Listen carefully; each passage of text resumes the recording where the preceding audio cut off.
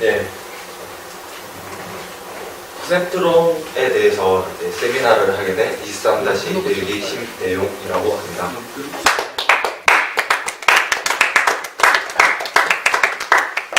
예, 퍼셉트론이라는 말을 처음 들으신 분도 있고, 예전에 들어봤던 분도 있을 텐데요. 그 중에 이제 뉴런 네트워크, 즉 신경망에 대해서 이제 알아봐야지 이제 퍼셉트론에 대해서 알 수 있도록 돼 있어서 그 신경망에 대해서도 알아볼 거고요. 그리고 신경망이라는 게 이게 나오기까지의 이제 패턴 인식 부분도 이제 처음에 이제 전개될 거예요. 그래가지고 앞에서 차근차근씩 해가지고 어떤 식으로 이제 패턴 인식이 구조가 돼 있고, 그 다음에 그 안에 뉴런 네트워크가 어떻게 들어가 있는지, 그리고 그 안에는 퍼셉트론이 왜 들어가 있는지, 그리고 어떻게 구조가 됐는지 그거에 대해서 알아보도록 하겠습니다. 먼저 목차는 이런 식으로 되어 있습니다. 크게 보자면 이제 준비한 게 패턴 인식이 무엇인지 그거에 대해서 한번 알아볼 것이고요. 그 다음으로는 이제 뉴런 네트워크, 그 다음에 신경망에 대해서 어떻게 구조가 되어 있고 왜 일어났고, 그 다음에 그거를 왜 활용하기 위해서 이제 저희가 배워야 되는지 그거에 대해서 알아보도록 하겠습니다. 그 다음에 이제 그 신경망, 이제 그 안에 이제 퍼셉트론이 어떻게 이제 구조가 되어 있어가지고 저희가 알아볼 때 어떤 식으로 풀이를 해야 되는지, 그리고 어떻게 해야지 이제 저희가 사용할 수 있도록 그거를 핸들링을 할 수 있는지 그거에 대해서 알아보도록 하겠습니다.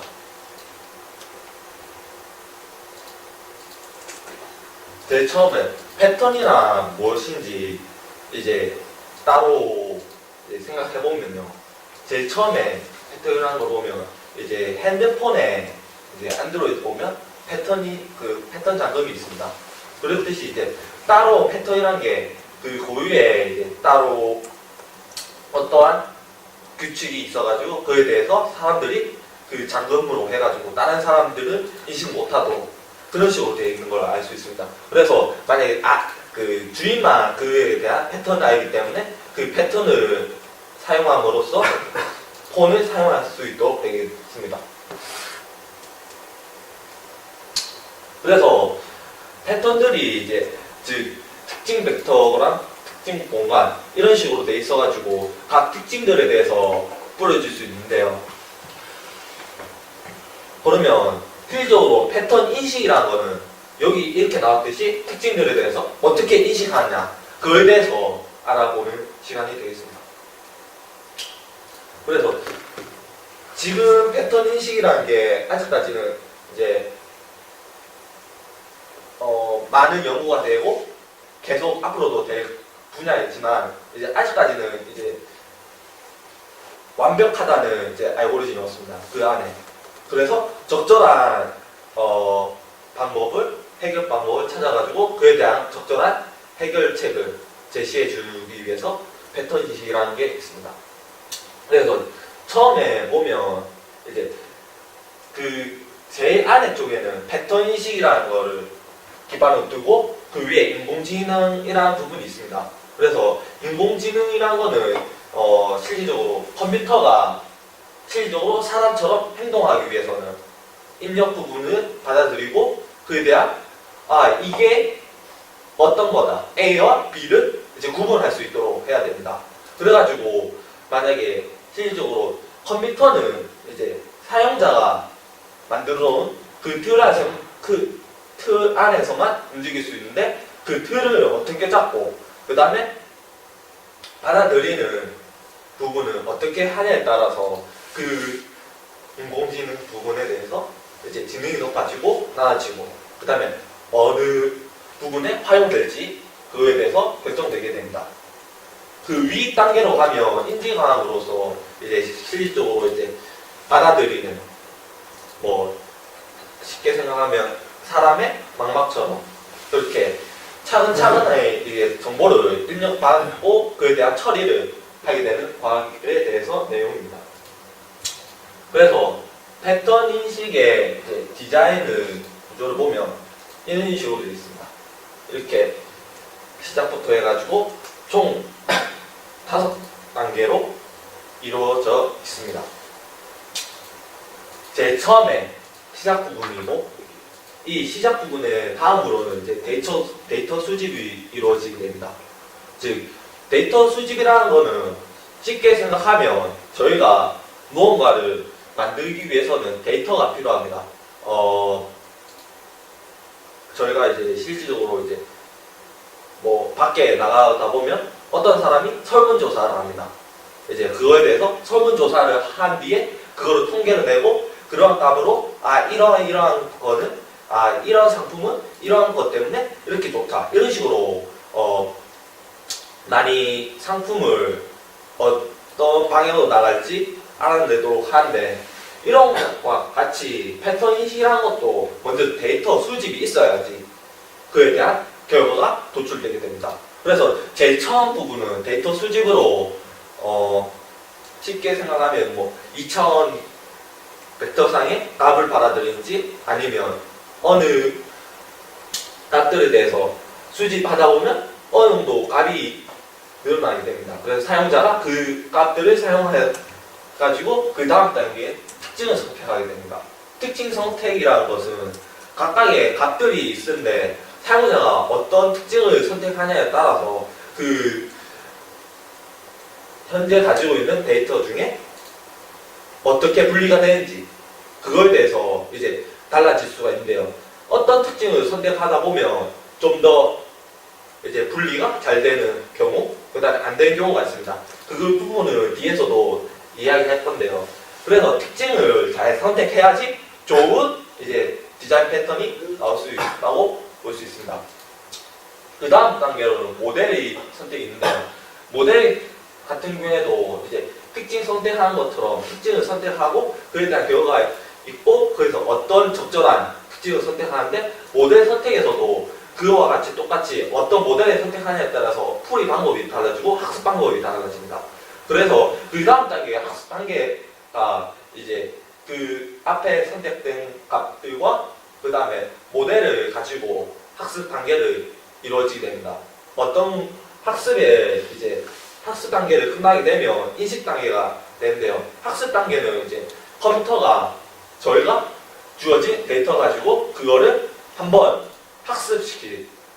그래서 어린아이가 이제 처음에 수학을 풀듯이 이러한 수학적인 거를 계속 풀다 보면 어느 도달점이 있습니다. 그 도달점에 올라가게 되면 이제 저희가 어느 정도의 값만 주어지면 옳고 그름을 판단할 수 있는 그런 모델이 생겨서 인식을 할 수 있는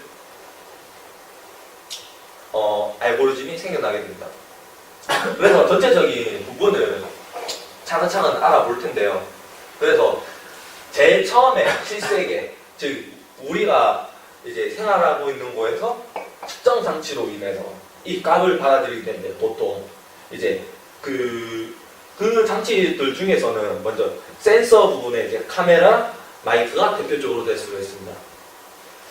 카메라 같은 경우에는 이제 많은 분들도 알다시피 이제 그 이미지를 가져 들어와가지고 이제 영상 처리를 하는 부분, 아니면 마이크로 해가지고 목소리 그에 대해서 목소리의 높낮이 이런 식으로 해가지고 그 값을 받아들일 수 있는데요.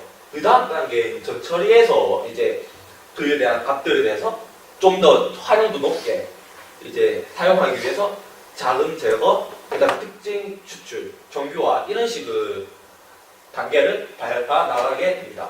이러한 밟아 나간 단계에서 이제 차원 축소를 하게 되는데요.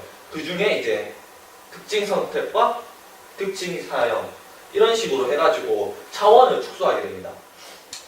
이러한 차원 축소로 인해서 좀 더 명확한 이제 값들을 추출할 수 있도록 하게 되고, 그다음에 그 다음 단계 인식과 예측에서 저희가 이제 목표로 하고 있는 여러 가지 이제 학습과 그다음에 여러 가지 부분을 맡고 있는데요. 그 위에서 이제 인식 예측에서는 분류, 회귀, 클러스팅, 서술 부분으로 나눌 수 있습니다. 그 다음으로는 모델을 선택하고 분석 결과가 나옵니다. 그래서 처음에 이제 저희가 실세계에서 분석 결과가 원하는 값이 나오기를 위해서 이러한 절차로 진행되게 되는데요.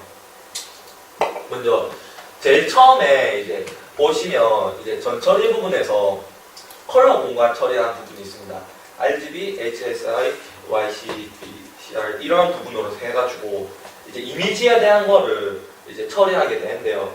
빛의 사원색, 조명 밝기를 강화, 적음, 그다음 빛의 양, 값을 이렇게 조절함으로써 좀 더 이미지에 대해서 이제 처리한 부분이 좀 더 원활하도록 만드는 부분입니다. 그리고 향상 기법에서는 이렇게 여러 가지 부분이 있을 텐데 이제 실질적으로 보면 이 그림과 이 그림 같은 경우에는 이제 눈에 보이듯이 이렇게 어두운 부분과 밝은 부분이 있습니다. 그래서 이러한 이미지에 대한 처리 부분과 그 다음에 히스토그램, 그 다음에 쉐이핑 이렇게 부분으로 해가지고 이미지에 대한 프로세싱을 하게 돼가지고 그에 대한 나중에 처리 방식에 대해서 좀 더 도움이 되도록 하겠습니다. 그리고 잡음 제공도 있을 텐데요. 여기 보면 노이즈 이미지라고 있습니다. 여기 보면 노이즈 이미지라고 있는데 이러한 부분도 쉽게 보면 여기 흰색 부분이 이제 원치 않는 값이라고 보면 그 안에 그 저희가 원하는 값들이 있지 않습니까? 그러한 값을 노출하기 위해서 좀 더 필터링을 해가지고 그 잡음을 제거해가지고 이러한 경우와 비슷한 경우가 이제 저희가 예전에 지금은 없지만 통화를 하다 보면 이제 잡음이 많이 들릴 때가 있습니다. 그러한 잡음 같은 경우에도 똑같이 이렇게 원치 않는 값이 들어오게 되고 그래서 사용자가 그 값을 이제 인식할 때 불편함을 주기도 합니다. 하지만 이제 퍼셉트론 같은 경우에는 이런 잡음에 대해서도 어느 정도 그거에 대해서 이제 보완할 수 있는 방법일 수도 있습니다. 그래가지고 하나의 잡음이 있더라도 실질적으로 사람들은 이거의 값을 이 그림을 보더라도 대충 어떤 그림인지 알 수 있습니다. 이게 풍경화인지 뭐 그런 식인지 아니면 지금 사람에 대한 그림인지 지금 현실적으로 사람은 볼 수 있는데 컴퓨터 같은 경우는 그렇지 않습니다. 왜냐하면 이렇게 잡음이 많다 보면 이게 어떤 그림인지 정확하게 못 알아볼 경우가 높기 때문에 이러한 잡음 제공으로서 이제 나중에 학습시킬 때 좀 더 도움을 줄 수 있도록 이제 이러한 방법이 있습니다. 그 다음으로 특징 추출인데요. 전처리에서 이제 특징 추출에 대해서 알아보도록 하겠습니다. 과연 특징 추출이 무엇인가? 사실 특징 추출이라는 게 말 그대로 하나의 특징을 가지고 사람들에 대해서 이제 구별하기 위해서 이렇게 만드는 하나의 값을 찾는 것입니다. 그래서 일단 이제 그 설명에 대해서 얘기하면 패턴 벡터의 각 요소 xi는 패턴 x의 i번째의 특징이다. n은 차원의 수. 이와 같은 패턴이 정의되는 n 차원의 유클리드 공간의 특징 공간. 같은 클래스 내의 패턴들은 서로 분집을 하게 됩니다. 같은 클래스의 패턴들은 서로 분집이라는 게 같은 성질 같은 경우 같은 부분에 들어가 있어가지고 다른 집합과 이제 분리할 수 있도록 그렇게 하는 방법입니다. 그래서 좀 더 시각적으로 볼 수 있도록 이렇게 그래프를 마련했는데요. 특징 축절에서 일단은 이 그래프에서는 체중과 신장이 있습니다.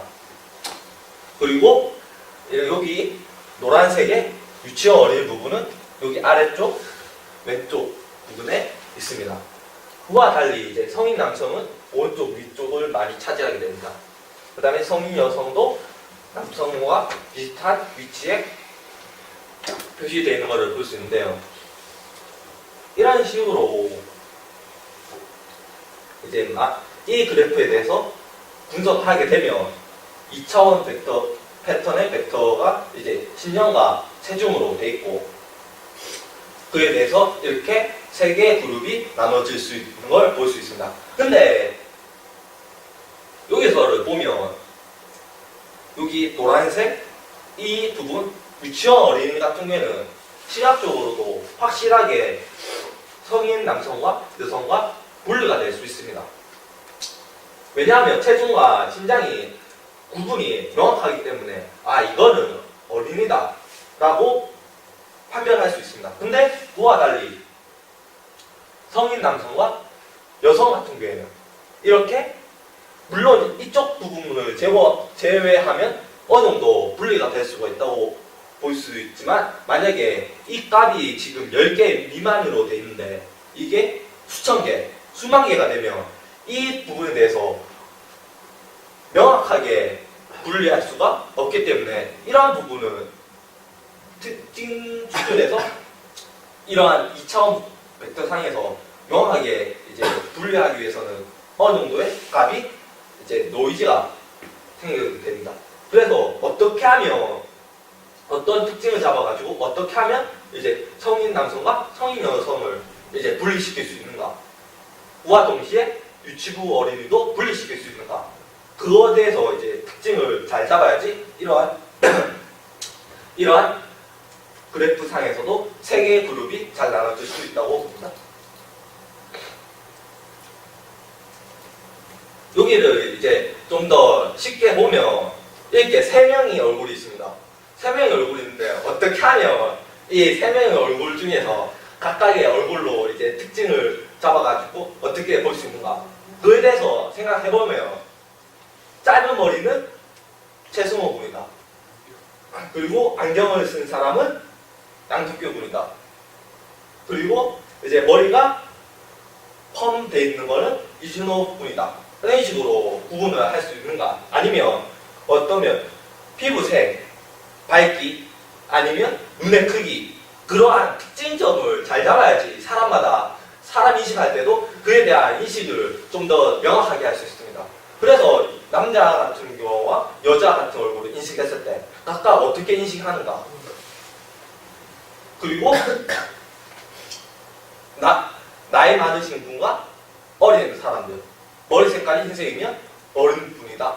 이런 식으로 특징을 어느 정도의 특징을 가지고 있다면 그에 대해서 분리해도 하기 쉽기 때문에 이러한 특징점 추출에 대해서 많은 사람들을 고민하게 됩니다. 그리고 특징 선택이 있는데요. 그 다음 단계로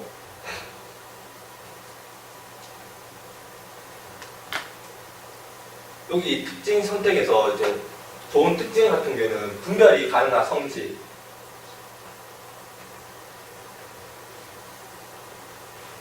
물 좀 마시고 해도 될까요? 뭐죠?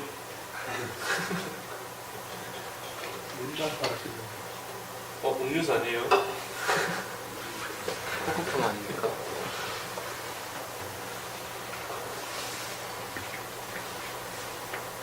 아까 말했듯이 좋은 특징이란 분별이 가능한 성질입니다. 같은 클래스로부터 폴본을 동일하거나 유사한 특징 값을 가져가야 됩니다. 물리형 모델이 쉬운 거는 구분하기 쉬운 모델은 인식률이 보장된다. 말 그대로 구분하기 쉬운 것 같은 경우에는 인식률이 높아지게 됩니다. 하지만 아까 봤듯이 어린이와 어른 같은 경우에는 구분이 확실하게 되지만 남성과 여성 같은 경우에는 구분이 어려워집니다. 그래서 좋은 특징의 같은 경우에는 X 같은 경우에는 왼쪽 좌측 그룹, 그리고 동그라미 같은 경우에는 오른쪽 좌측 그룹, 우측 그룹, 이런 식으로 해가지고 선형으로 이렇게 분리할 수 있는데요. 이러한 분리가 가능한 거는 좋은 특징의 예라고 볼 수 있습니다. 하지만 아까 말했듯이 동그라미와 X가 이렇게 겹쳐지게 되면 구분하기가 매우 애매모호하게 됩니다. 그리고 좀 더 말하게 되면 이러한 특징을 구분하기 위해서 만약에 이러한 부분에 대해서 어떻게 지금 같은 경우에는 이제 선으로 이렇게 구분할 수 있는데요. 이거 같은 경우에 선형 구분으로 할 수 있지만 어떤 거 같은 경우에 선형으로도 구분을 못한 것도 있습니다. 그에 대해서도 뒤에서 얘기가 나올 건데요. 이런 식으로 특징에 대해서 잘 잡아야지 어느 특징이 대해서 두 그룹에 대해서 확실하게 띄워 넣을 수 있기 때문에 인식률이 높아지게 됩니다. 만약에 여기 동그라미 하나가 이쪽으로 넘어가게 되면 인식률에 대해서 이제 코스트 비용이 이제 좀 더 올라가가지고 좀 더 오류율이 높아지게 됩니다. 말 그대로 노이즈가 생긴단 말이죠. 그래서 크기 이동 및 회전 변화에 무관하고 모양의 크기나 이동, 회전 등의 불변한 특징을 잡아야 한다. 그리고 영역 경계, 외부적 특성을 표현하게 됩니다. 영역을 대상으로 하기 때문에 영역을 경계 등 외부적 특성으로 표현하는 방법, 영역을 넓이 등 내부적 특성으로 하는 방법과 질감을 표현하는 방법이 좋다고 합니다. 그러면 그거에 대해서 한번 알아보게 되는데요. 먼저 외부적 특성 표현 방법입니다. 먼저 체인 코드 나오는데요. 먼저 영역을 경계선을 주어진 방향으로 가진 단위, 크기, 직선들로 표현하는 방법입니다. 먼저 여기 보면 이렇게 네 방향으로 되어 있는 화살표가 보일 겁니다. 그리고 여기서는 총 8개의 화살표가 있다는 것을 볼 수 있습니다. 그래서 이거와 이거에 대해서는 이거 같은 경우는 고작 4개의 방향으로만 이제 표현이 가능한데 여기서는 8개의 방향으로 표현됩니다. 즉 여기서 보면 이러한 작은 점들을 이렇게 화살표로 연결하게 되면 아래와 같이 C와 같이 보이게 되는데요. 근데 만약 8방향으로 이렇게 표현하게 되면 이러한 점들이 좀 더 부드럽게 직각인 모습이 아니도록 이렇게 보여지는 것을 볼 수 있습니다.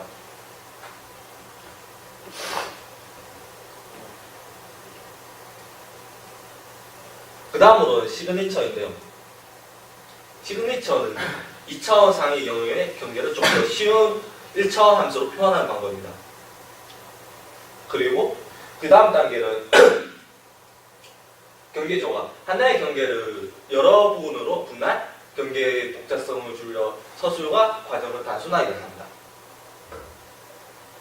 그리고 풀의 서술자. 풀의 이론을 사용